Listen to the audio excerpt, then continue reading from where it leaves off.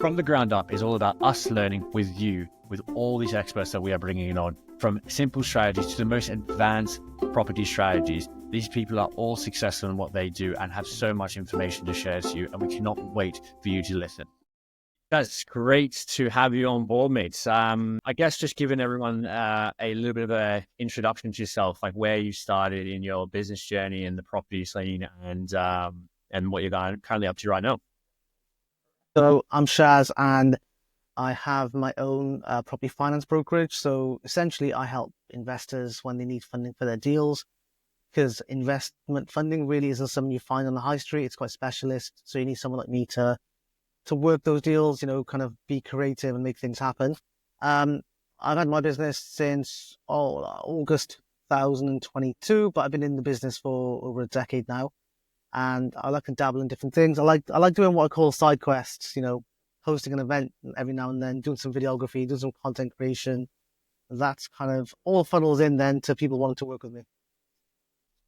Yeah, love it. Yeah, social media is such a powerful thing. I can't wait to ask questions on that because I have a load of questions on how that's helped your business. I know you're prominent on that. So how did you get into like property finance in the first place? Like what made you go down that route? I guess it's all down to fate, really. I've always worked for like banks and big corporates. I used to work for Lloyd's Bank before in a call center, but that was more just like, what's my balance? It was more of a sales role, just check someone's balance, offer them a credit card and that kind of thing. And then two of my good friends, and my friends now, they left to go to Barclays, and they would nagging me like, Shaz, come on, let's go. I was like, nah, I was comfortable. It was quite monotonous, but I was comfortable, no real ambition. I was like, no, guys, I'm fine. But they were nagging me all the time. I was like, fine, let me at least have an interview and just see what this Barclays mortgage role looks like. So Barclays did the interview, was successful. But the big thing with Barclays, the big benefit was they would also pay for my CMAP qualification. So you need a qualification to be giving mortgage advice. I believe we were the last batch of people where they actually paid for your qualification. So got lucky there. And went to Barclays. Yeah, went to Barclays. But again, to be fair, that was also a call center. It wasn't nothing like what I do now. That was more, people calling in because Barclays, everyone knows the brand. People calling in, wanting a new deal or existing deals, and we help them. It wasn't creative. Definitely more customer servicey as opposed to being creative. I would say not to be negative. It was quite like order taking with the customer service. But then they made us redundant, which wasn't the end of the world. I remember people who had been there for like 10, 15 years were panicking. They were like, oh my God, what are we going to do? I was like, guys, first of all, you got 6 months gardening leave. You got a lot of money coming in. Also, you've been there 10, 15 years. You got a lot of money coming in. I've only been there 3 years, so I'm getting nothing, but you've been there a long time. And you're qualified. You got CMAP, right? You're going to get like, you already got a qualification. You'll find a job easy. So during that gardening leave, I set up like a small food business. But then when that gardening leave finished, I was quite bored. I was like, look, I need to do something. So that's when I got into the world of specialist finance, specialist mortgages, took on an employed role, and then eventually went self-employed. Yeah, that's awesome. So with like when you say specialist finance, a lot of people listen to this like, what is the difference between going to like a broker to buy and not? I was like, why would someone come to you specifically for finance or a specialist broker in the first place? What do you help with? Great question. Get asked a lot. I think there's definitely benefits to using a broker. First of all, if you go to, let's say you go to Lloyd's Bank and you want to look at mortgage options, they'll give you their options and that's all they're trained to do. But what they're not going to say is, by the way, also Barclays got a much better deal. Maybe just have a chat with them. They're not incentivized that way. Whereas a broker will look at what you've got and they're incentivized to work for you, for your benefits and figure out from the whole market, what you can do. I would say though, if what you're doing is pretty vanilla, and when I say vanilla, I mean you're employed, you've been in your job for a while, your deposit is your savings, you're buying a standard house, either to live in or even to rent out, it's just a standard thing. You could maybe get away with just, compare the market and just pick a deal. It may not be the best one, maybe 10, 15 quid over the odds, but ultimately you could do it.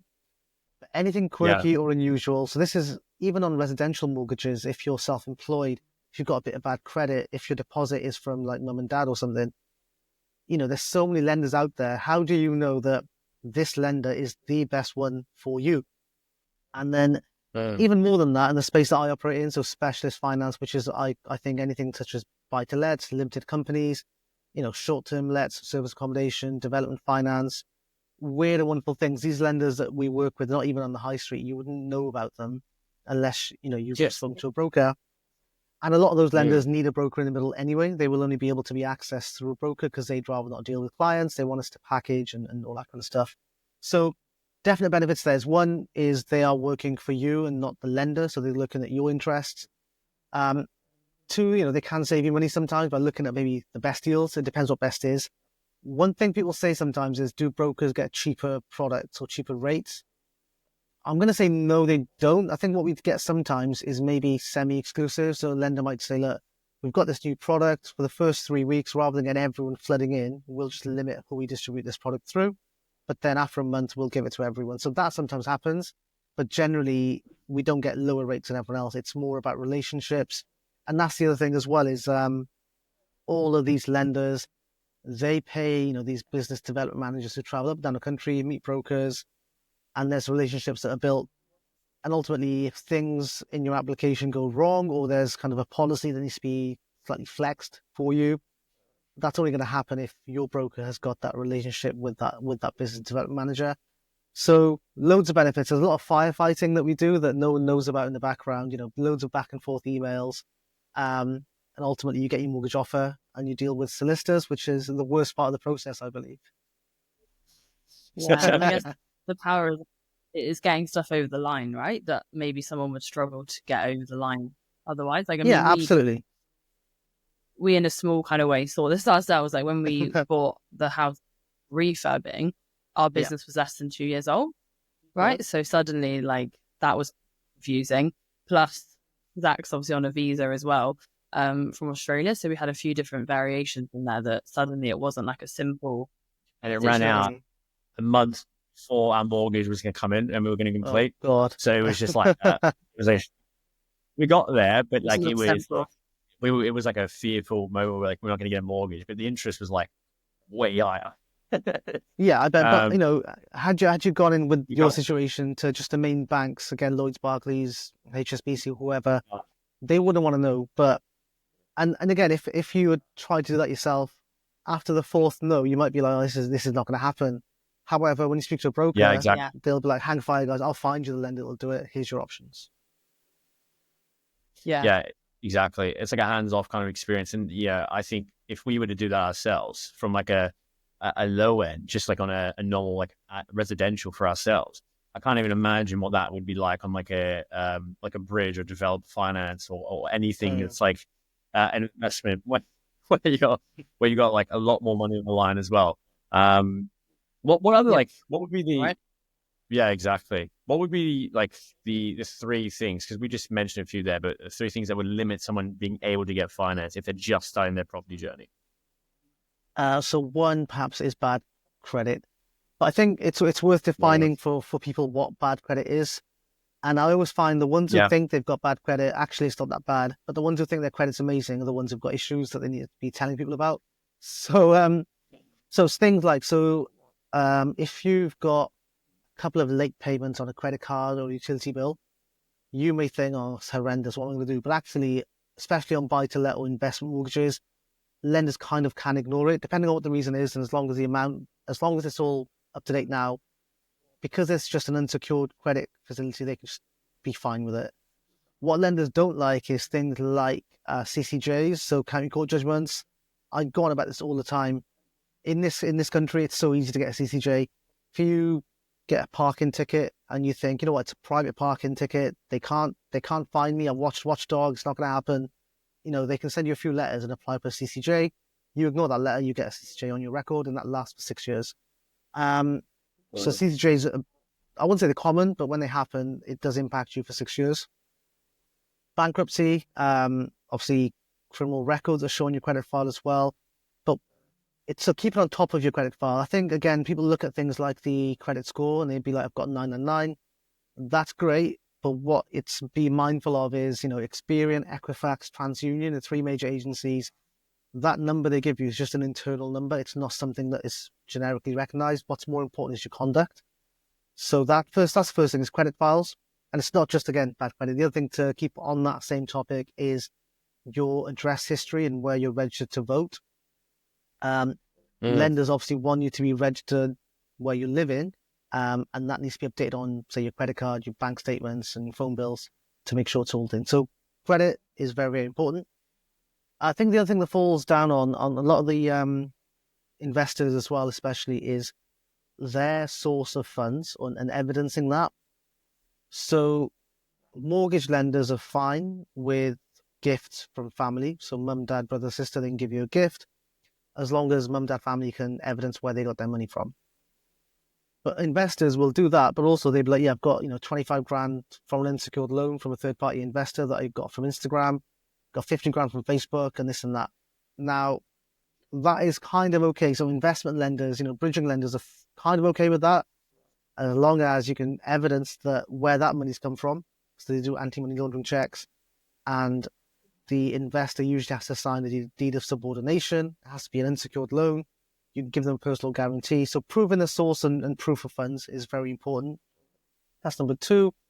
And what else? I think it's just not being open and honest with your broker about your situation. I always say to people, tell me the weird and wonderful stuff first. So, so what happens is, especially in our world, which is, investment finance, people will become deal sources or they'll start doing rent to rent. And that works really well. So for 6 months, they're making a lot of money. And now they're like, you know what? I've quit my job, Shaz. I'm full-time in property. Great. But now you need to evidence your on-paper income. And you've not been self-employed enough to now have a tax calculation generated yet. Not the end of the world, but suddenly that just limits your range of lenders to from 80 to maybe 7. Like, you want to be able to have the pick of lenders. So there is that grey period when people switch their job kind of status and don't have the on-paper proof of what their income is. Yeah, well, that's what we faced. And at that time, Zach still had his job. So that then helped. But otherwise it was tricky, wasn't it? Mm. Yeah, exactly. We're in that period right now because our business is under 2 years technically. So if we were to go get our house, it would be like very difficult. I mean, you would know that. You probably say it'd be very hard, which is not ideal. But you know what? Going back to what you said about the not the utilities, but the place of registration, I think it's so easy because we've moved a few times in the last years. It did get flagged up on one of ours that even I hadn't changed our place of registration because we moved twice in a year. It's so easy just to forget to update your address on multiple different things. And then all of a sudden it's just oh crap. It's you got 20 things you need to change. Yeah, I think you say it's easy to forget, but also it's easy to do it as well. You just go online and you can change your address quite easily. And the other thing to be mindful of with that, not to scare people, is if there's inconsistencies with information that's been entered on a lender's application and they do a credit search, and if that happens 3 or 4 times in a short space of time, there is a risk of being flagged up as potential anti-fraud checks because there's inconsistencies. It's happened a few times. You've gone to one lender, you go to someone else, same issue happens, and it could end up. There is a list called the Hunters List, and that's when you end up on a mortgage blacklist, basically. So I've seen it happen before. I'll give you a quick example. So we had a client, they were doing a buy-to-let with us, and they went to, I think it was Santander Direct to do their residential kind of mortgage. There was some inconsistencies with the data. I think the Santander application, because they did it online and then on the phone, where their income, for example, was £24,037 per annum, it was entered as 24k, rounded down, whereas we entered the exact figure. And there's little things like that and months here and there. And that flagged up as anti-fraud. They were blacklisted for a couple of months. In the end, they managed to rectify it, but it can happen, and I've seen it happen. And that's over really small things. That's not big stuff, right? So there's a lot of details involved. £37, did you say, or something? That's crazy. So is it just an AI, is it an AI system that's just flagging it up and then just blacklisted and it's just not, they just leave it? They're just black and white? Like, yeah, No, I wouldn't say it's AI. It is definitely kind of manual. All these lenders, when they do their credit checks and their searches, they'll report into a central system. And if there's too many inconsistencies and there's patterns of behavior and things, then you get flagged up. But the good thing is you can go back and look to, overturn it. But do you want that stress? Ultimately, no. yeah, Yeah. no, you No, don't. You and want it so like, simple. Yes. so let's get into some property, more creative strategies and things like that. So talk to us a little bit about, like, you kind of listed them before, like development finance, things like that. Tell us about those main strategies. Let's just break it down for people that are kind of starting out, and then we can kind of dive into them a bit more.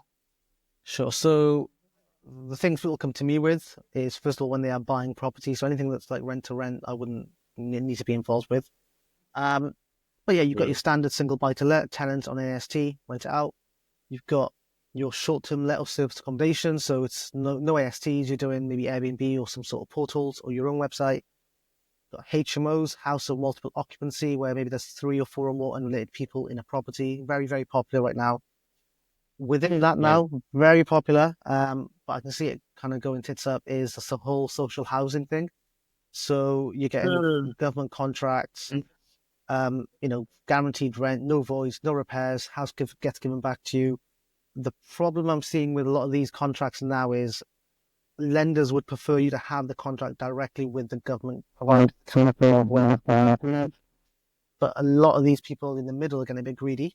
And instead of taking like a sourcing fee, they want to be the ones in the middle with a contract with the landlord.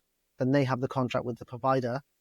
But ultimately, from a lending perspective, who is this middle person? What's their track record? How are they even guaranteeing the rent? What if they do a runner? It's causing a few problems. You've got multi-unit blocks, so multiple flats on one title. Those are the main things that we're getting on the mortgage side of things. And then, of course, you've got your short-term deals. If you're doing buy, renovate, refinance, you've got bridging, refurbishment, development. And there's a lot you can do. I think because there are so many lenders, all who are funded differently, you can be creative. You can get into deals with very little money in, or pull all your money back out. When people say, I've got a free house, it's not really a free house. It just means you've pulled your money back out from your initial investment. Yeah. I mean, you could have an episode on every single one of these, right? Because there's so much. 100%. It's so dense. Doing the surface massively. Yeah. So, like, when you talk about developer finance and bridging, like, can you explain those a little bit more? Because they're ones I'm really intrigued to learn a lot more about. I know other people would be, because I know that a lot of developers float them out, and sometimes I hear it, I'm like, don't know the difference. Sure. So, short-term finance, first of all. So if you got a property that's good to rent out straight away within a couple of weeks, get a mortgage and ways. If you've got something that would be classed as like a project, you're going to buy a property, go back to brick, turn it into something else, or you're buying land and you can build something from scratch into that, or anything where your plan is to keep it empty for a period of time, spend the money to add further value to it, and then refinance in the short term to pull your money back out.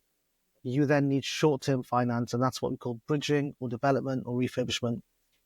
So with these lenders, they can take a lot more risk and they can be a lot more creative, but it does cost a lot more. So where a mortgage might be 5.5% per annum, bridging is about 1% per month.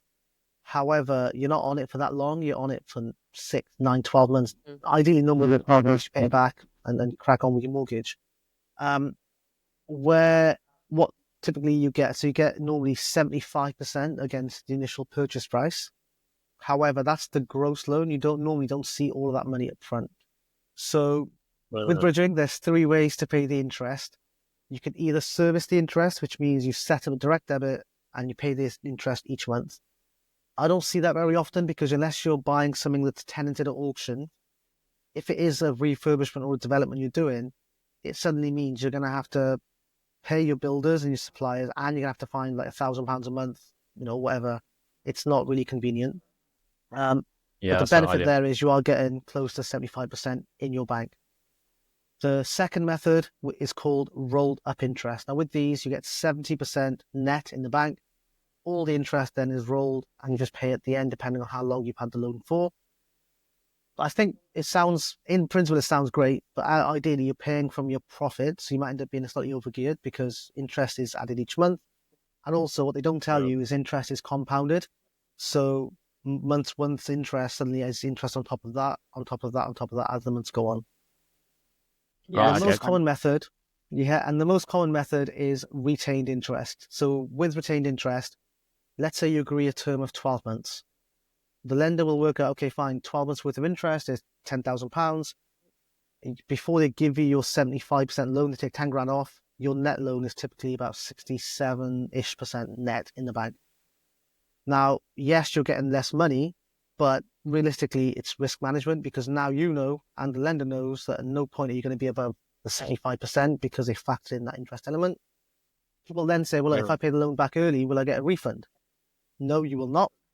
But what happens is, let's say you pay the loan back in 6 months. You'll pay back your net loan plus just 6 months worth of interest. So they adjust the redemption figure in line with how long you've had the loan for.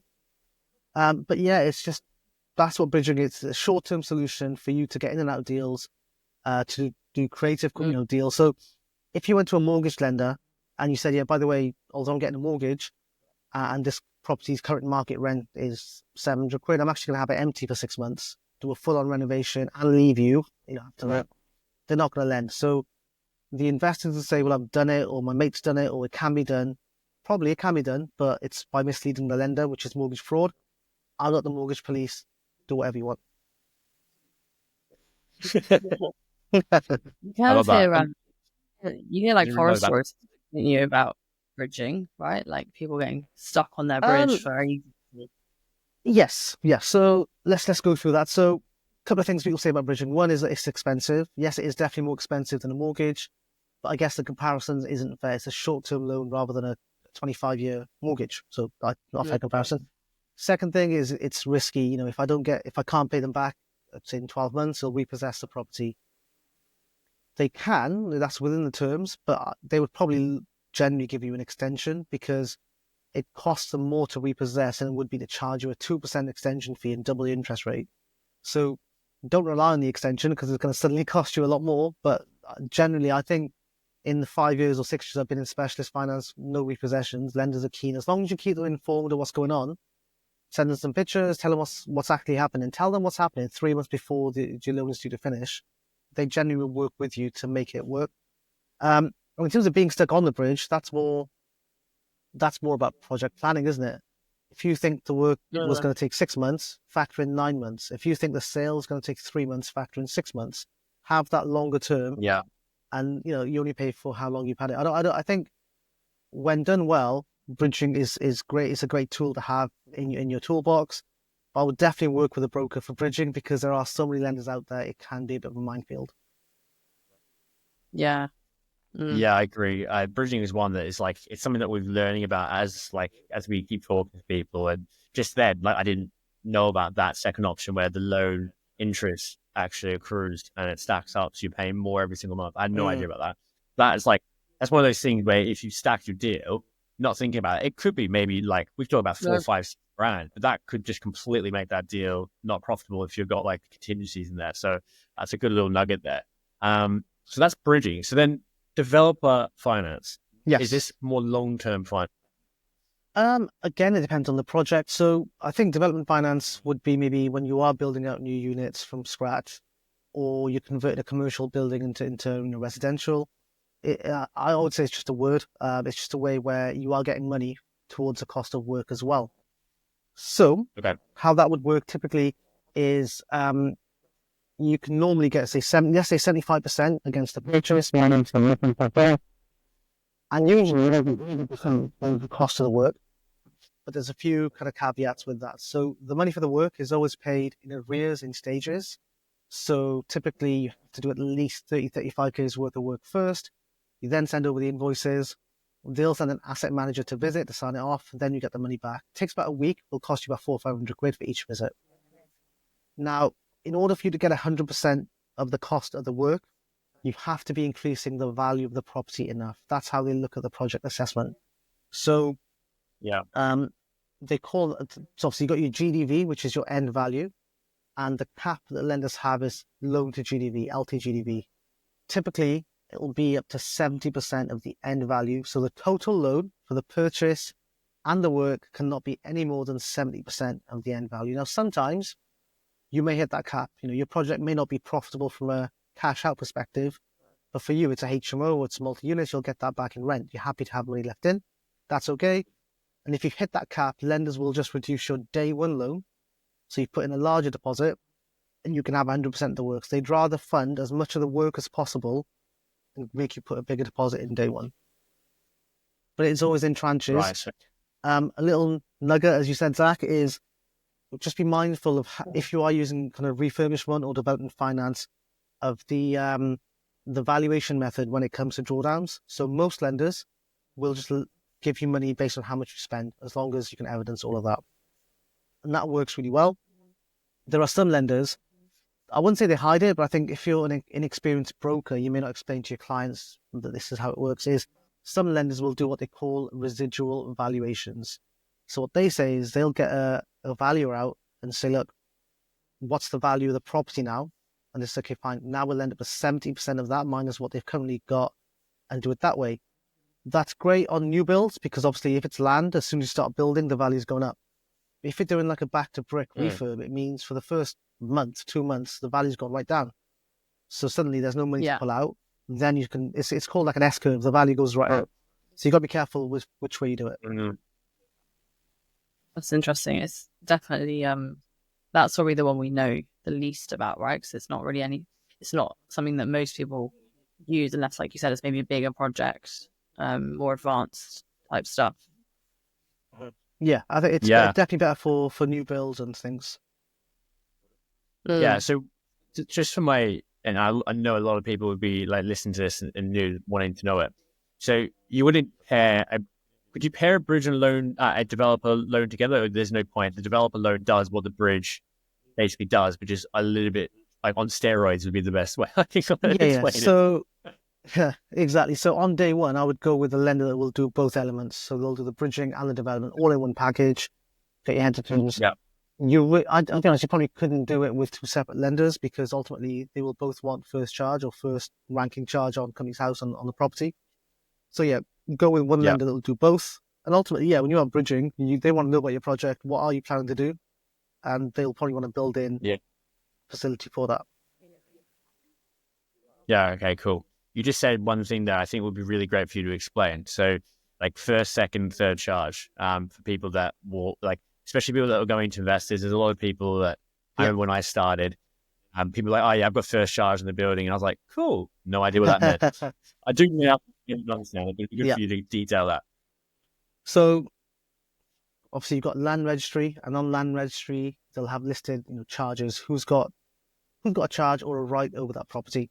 Now, when you buy a property with a mortgage, you may say you own that property, and technically you do. However, if worse comes to worse and there's a repossession, who gets the proceeds of the sale? Well, actually, it's the first ranking charge holder, which in that case would be the mortgage lender.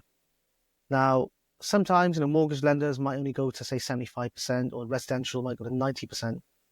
There is scope. If you really squeeze more money out of that asset, you can look at what they call second charges. So there are a lot of specialist lenders who'll do what they call a second ranking charge. They'll charge you a lot more for it because it's more risk. And I think it is very risky because ultimately, if there is a repossession, you probably can't sell that asset at market value. You might sell it at auction at a 9-day value or less than that. There probably wouldn't be enough to pay the second charge holder back anyway, right? But there are lenders who can do seconds. Thirds are not very common. But also in terms of charges, if you've got an investor who's funding your project, what security are you going to offer them?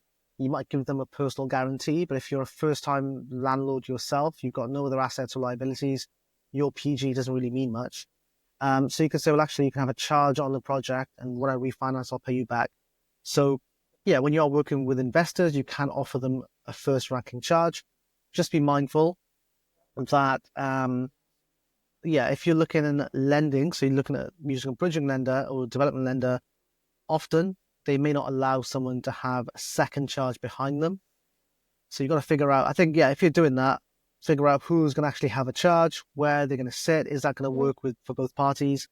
But if you can't offer a charge, you can also offer like a an RX1, a restriction on sale, which means it can't be sold without that person's permission. Also, guys, just going back to bridging, because horror stories and stuff, and this might be a video for me to do on my own Instagram. People say like, I don't want to go with this specific lender because people in my mentorship community have said that this lender always changes the goalposts, always changes numbers, and I'm not comfortable. First of all, don't listen to other people apart from your broker. Secondly, that lender or these lenders, multiple, they wouldn't be in business if they weren't lending money. That's the second thing. Third thing is, you people don't realize is, guys, these lenders, they have staff, they have teams, but ultimately they make no money from you until the deal goes over the line and you pay them back. So that's just the context there. Yeah. Realistically, the only time things should change or could change is due to outside things. So first of all, and especially if it's a refurb project, so first thing is the valuation. If you're saying you're going to buy something and you've secured it for £150,000, but the valuer goes out and says, yeah, probably looks great, but actually it's probably only worth 130. Well, that professional's been paid for their opinion. I get it, they might be wrong, but it's their professional opinion. The lender will go off the lower figure. So that's the first thing that could change what you get sent. Next thing is your cost of works. So you said your 6-bed HMO scheme is going to cost 50 grand to do the conversion. The asset manager goes out and says, yeah, scheme looks good, definitely we'll make it a HMO. But really, they've not built in any contingency, and because the cost of goods are going up, they should now cost 75k. Well, again, that needs to be built in to the scheme. May reduce your loan. What I will say with that is, if you still get it done for less money, great. You won't pay interest on what you don't use, but the lender will want to build it in because the professional that they've employed to do that job has said it's going to cost more.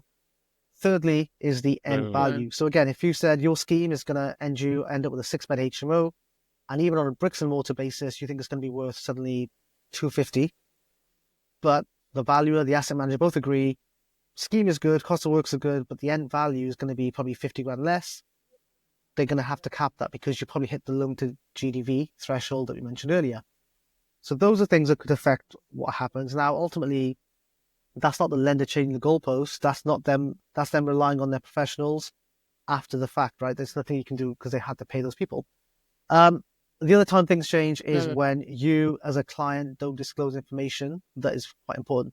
I think of this like lending Miranda rights. Miranda rights is when you say you have the right to appeal. If you don't use anything, if you don't tell the broker and the lender that you got bad credit and that comes out, or if you don't tell the lender or the broker that actually you are using third-party investor funds, which is nothing wrong with it, but it does weaken your position a little bit, because now if you're using all investor funds for the deposit, you're putting no money in, you are seen as potentially a weaker client than someone who's putting money in themselves and has skin in the game. They could potentially say, look, we just want to minimize our risk, we might lower our loan to value, so on and so forth. So I think those are the two things, those are the kind of, 4 things that could impact lending or have lenders change the goalposts. Ultimately, guys, they're in the business to lend. It's their business. They make money from lending money out. Yes, they might ask more questions than you think is reasonable, but that's their job. To me, it sounds like that's a lot to do with like preparation, right? And like due diligence and like setting those things like positive works and stuff like that. Like what that sounds like to me is people just need to be really, really kind of educated and know what their plan is before they get into it, right? I mean, what things do you see people kind of missing out, not planning for, or like what's the key things that people could be doing better in those kind of situations? Yeah, sure. So first thing I would say is in your schedule of works, which you need to get prepared by your project manager or your builder, is make sure it has a contingency built in, 15 to 20% on top. It may have that, but if it is, make sure it's clearly labeled within that we have also factored this in. And on better than a schedule of works, try and get a fixed price contract so that if the asset manager does say the cost of work should be 10, 15 grand more, you can say, well, actually, I've got this fixed price contract, it's not going to change. And these guys have done the similar project, 10 times already, so they'll definitely deliver.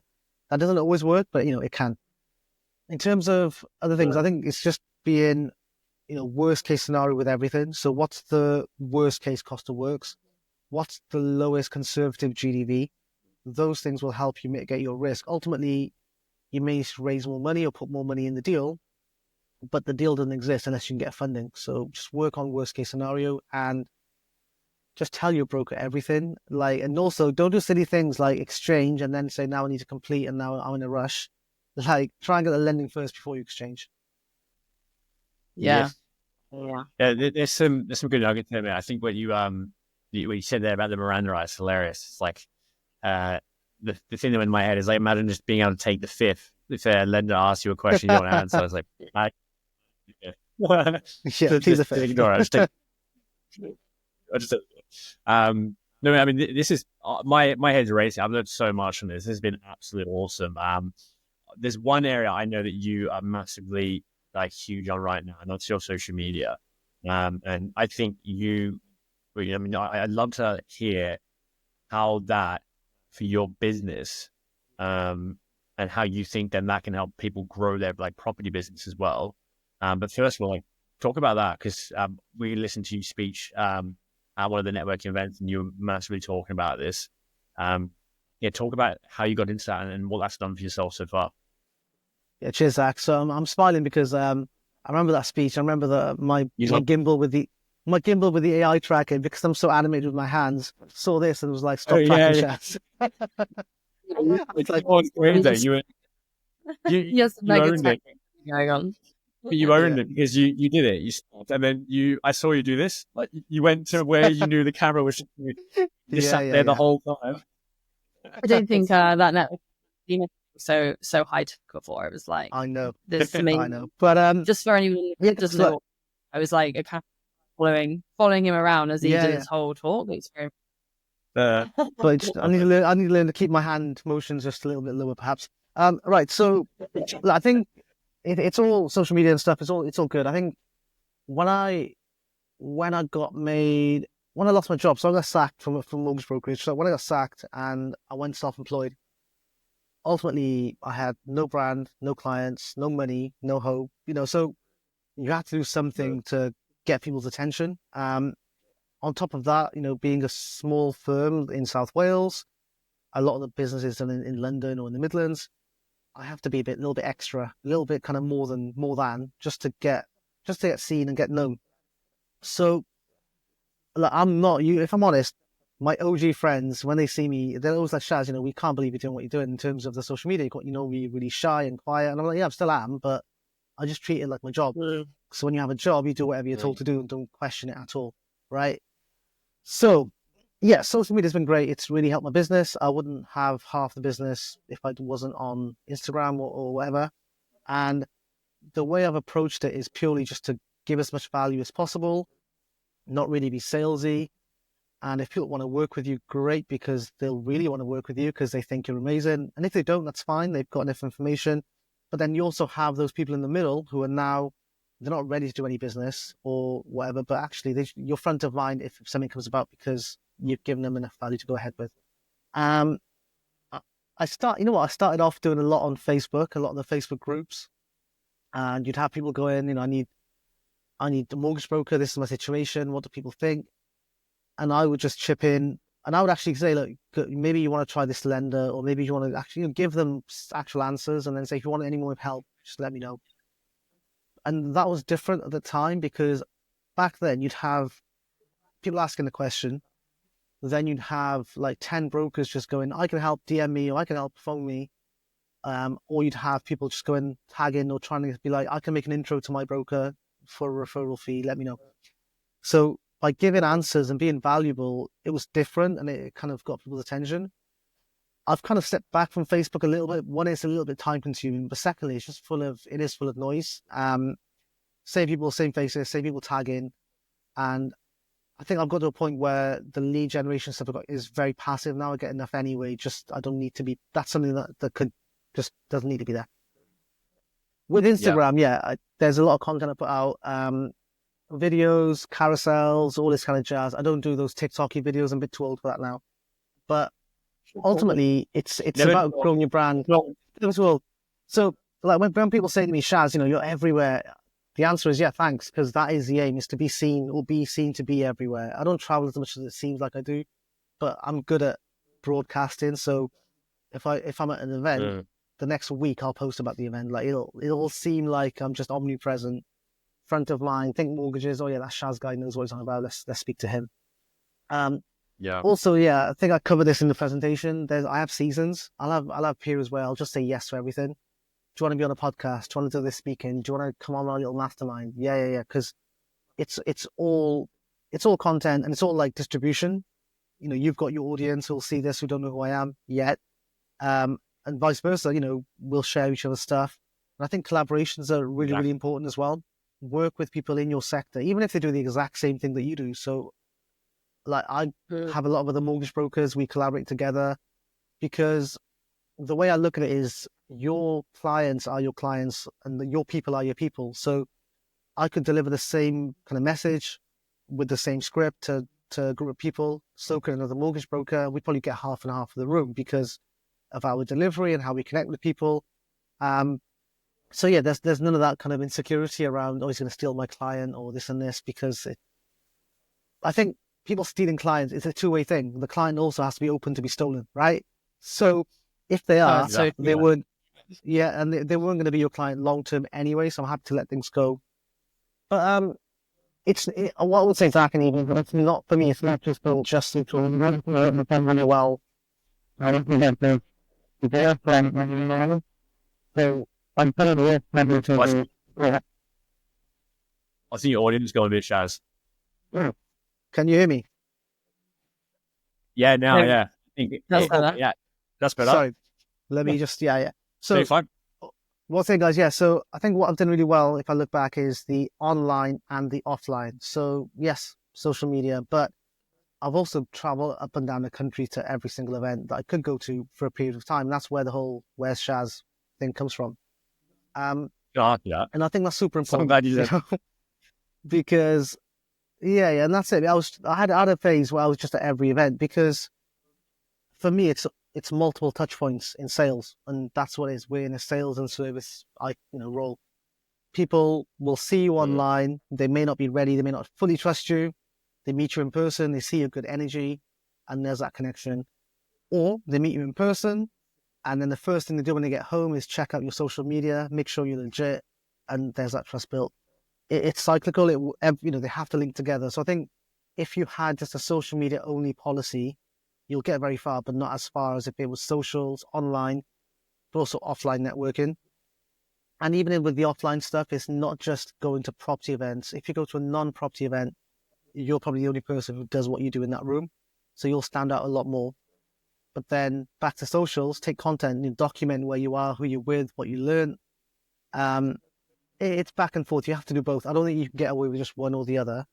But the reason I do it, and I continue to do it, is, I have a small business. I'm in South Wales. Finance is very London-centric. It's very Canary Wharf-centric. So for me to make a space or make a name in that industry, I have to do it. And what's funny is when I go to a lot of the London events with other brokers and finance people, they're always like, oh, we recognize you from LinkedIn. We love what you do. Keep doing it. Because for them, it's so alien, this way of lead generation, because they have introducers, they have solicitors or accountants to give them big business. They don't need to be doing what I do. But, each to their own, I guess. It is definitely sort of different in the industry, right? Like you said, it's a more creative, maybe modern way of doing it as well, which is cool. It's inspired us like a lot when you talked about it when we saw you as well, just because with what we're doing, like it's all about relationships, like with anything, right? So the more relationships we can build, the better. And it's a great avenue. Like you said, it's not the only avenue. We do a lot of in-person networking and we love that, but we know that that's another thing which we're starting to do obviously with this as well, which is great. Yeah, the thing you said is so true about I love that you said it, was about the people that are in the middle there. And I call them, there's like the three type of people. You got buyers in power, buyers in need, and then you got tire kickers. So you'll have people that will message you, they'll look at all your stuff and they won't do anything. But then you have the buyers in need, which I might get these mixed up, but the buyer in need is the one where they'll see your content and they'll be like, I need to buy. Like they'll buy a red shirt, black shirt, yellow shirt, everything off you. And the buyers in power are the ones that you need convincing, and they're the ones that will look at your social media for like a year or a couple of months.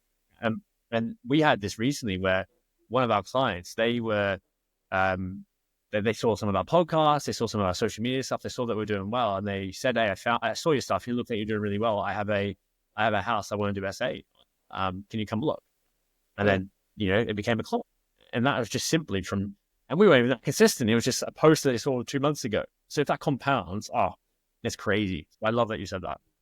100%, 100%. I think also that some people like to test the waters. So I've had some people who are now big clients of mine, but initially it's a bit of back and forth, a little bit of flirting, a little bit of, hey, just a quick question. And then also a little bit of, hey, my friend needs a mortgage. Can you help them to see how, I operate? And they always start you off with the small dirty deal. You do that well, they then trust you with the bigger deals, which is fine. And I enjoy that. I enjoy the challenge.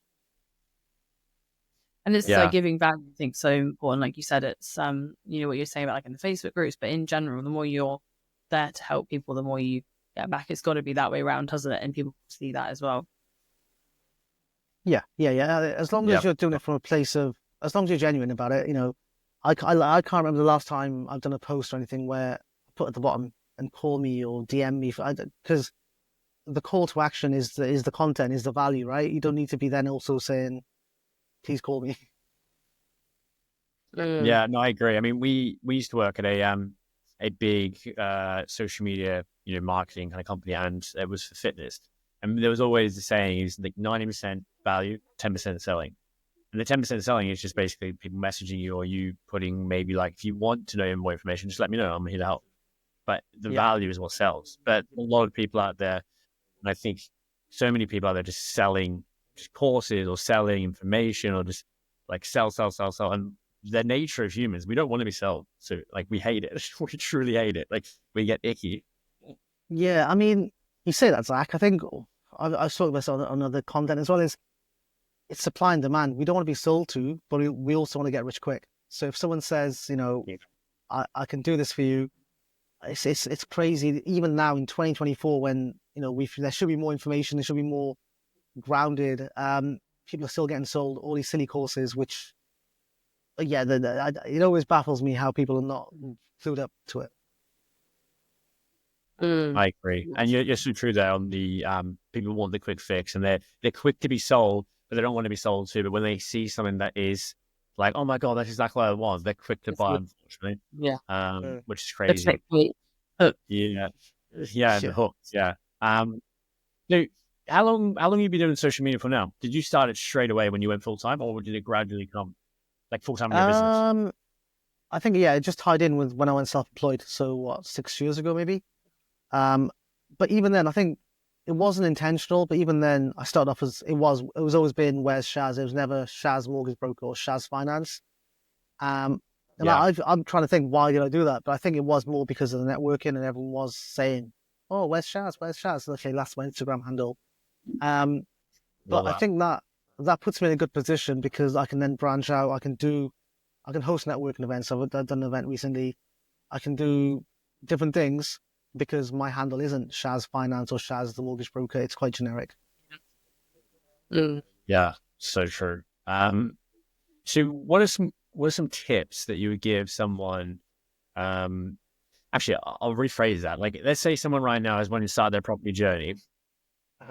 What would you tell them that they need to be doing? Because I guarantee they're on the fence and they're terrified. How would you help them if they would ask you that question? Do you mean from a social media perspective, or just generally investing? Social media perspective. Okay. Yeah. So first thing is, just get on a page, be clear on what your values are and your brand is.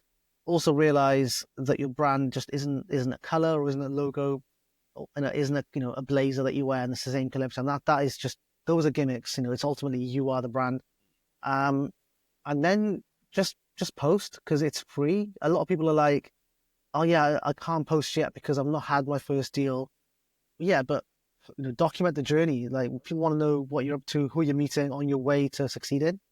And that's where people will resonate with you, is, I can connect with this person because I'm in the same situation, or I was in the same situation, as opposed to I've now got 5 deals and here's, the journey is more important than the destination, because when you get there, what you can do now, you've achieved what you want to achieve.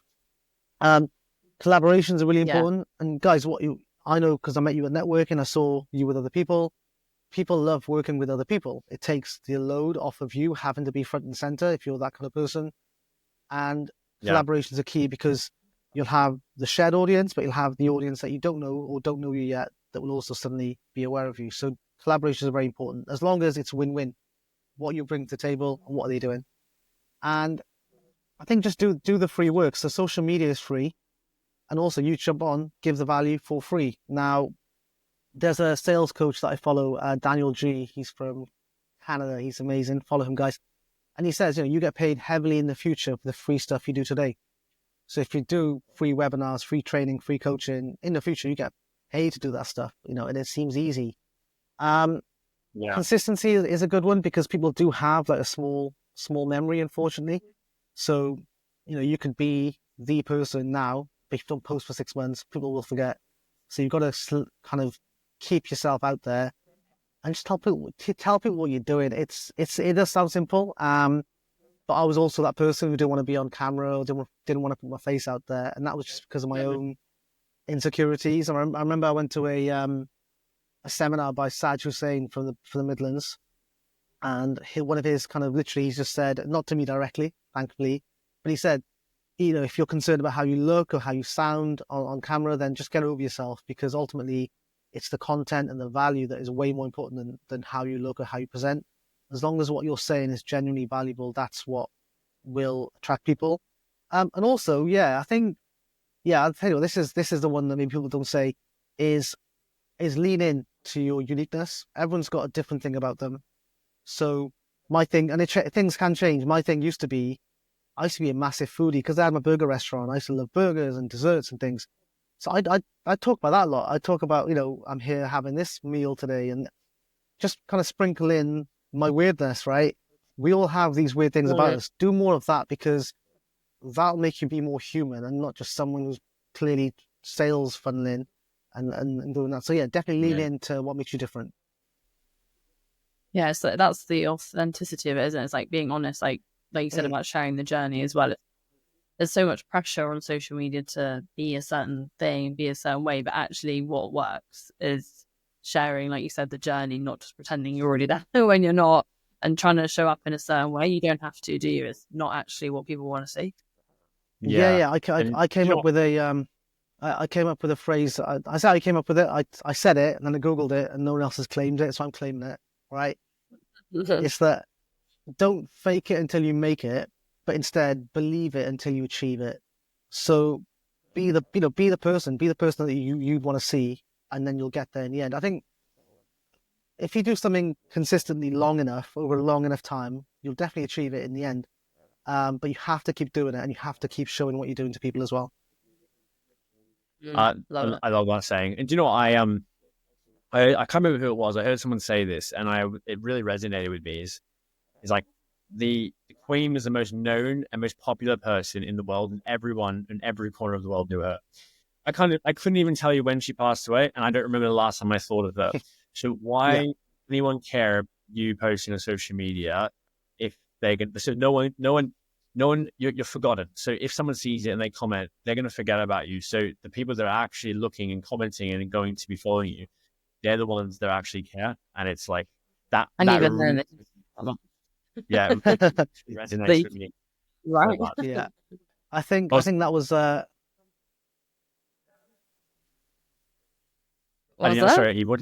I didn't hear what you said. Right, I think it's lagging. I just said, and even the ones that are following you, like, there's only so much that you can compare. Like you said, Shaz, I still forget about you. Yeah, exactly. 100%, yeah. But I believe that was that quote by the Queen was from Alex Hormozy. I think it's on a podcast. I've heard it. So he drops. That you're right. Good, nice, on it. Yeah. But social media's funny. Like, don't. So good. The other thing as well is similar to any business, don't let your business control you. Same way, don't let social media control you. If you need a break or whatever, just have a break. But just be beneficial. Just know what the benefits are. It's free advertising, free distribution. And I read in Gary V's new book that, and I agree with it, is that a lot of these channels, especially Instagram now, is becoming a lot like TikTok, where even a small new account could post a video and get hundreds of thousands of views. And I've seen it happen. Yeah. And like TikTok, the trickle down effect doesn't happen. So you don't get the followers off of it. They just look at your video and move on. But it's very much possible now to get a lot of attention even for a small account. So take advantage, because these algorithms always change. But right now, you can be a brand new account and get a lot of engagement and views on the good content. Yeah, that's so true. So we had somebody in a networking event. They did a video playing jazz to a cow, and it got like 2 million views. Oh, yeah. Wow. And I know obviously there's not much power in that, but it's still like 2 million views. It's like what the hell? Demonstrates it, doesn't it? Just demonstrates the power of social media. But no, Shaz, like this has been fantastic. There's so much knowledge bombs in here. So where is Shaz in 3 years? Let's play off that word. Let's have a look. So what was I think, no, my goals and ambitions do change and are quite fluid. I think I'd want a bigger team. I'd want more brokers. I've got one broker on board already, which is great. It's taken ages to get someone. I want maybe 2 or 3 more in the specialist space. We don't need that many people in because it's specialist, but 2 or 3 more brokers, a few more admin, so I could start stepping to the side a little bit. I'd probably see myself doing these side quests, doing more networking events, hosting them, doing more kind of consultancy type stuff to help other brokers build their businesses through social media. I'd still be in the business. I like problem solving, so which is why I enjoy doing what I do. So when someone comes to me with a creative problem, I want to be given that solution. But yeah, I see myself slightly sidestepping with more brokers doing what I do, and then me building out other things. Yeah, like it sounds weird to say, guys, but like property itself isn't my passion. Helping people is. So if I can help people some other way, I'd jump at that chance. Yeah, that's epic. I love it. Mate, honestly, it's been a privilege having you on here. You have been a massive knowledge bomb on finance, and even just talking about your journey on social. So you're on Instagram, yeah? So where is Shaz? That's your hashtag, or your not your hashtag, that's your tag. Are you on any other platforms? Any YouTube or Instagram, Facebook, LinkedIn, where's Shaz, everywhere. I'm on TikTok as well, but I need to have a strategy for TikTok because sharing Instagram stuff over there just doesn't work. Yeah. No, it doesn't. It's really different. Yeah. Well, look, mate, it's been a pleasure. I'm sure we'll catch up soon, and all the best. Keep smashing it. Yeah, Where Shaz is everywhere now. We'll doing it. Again, thank you so much for being on here. It's been an absolute pleasure, and have a great rest of your day. Thanks so much. Guys. No worries. Thank you. Thanks, Shaz.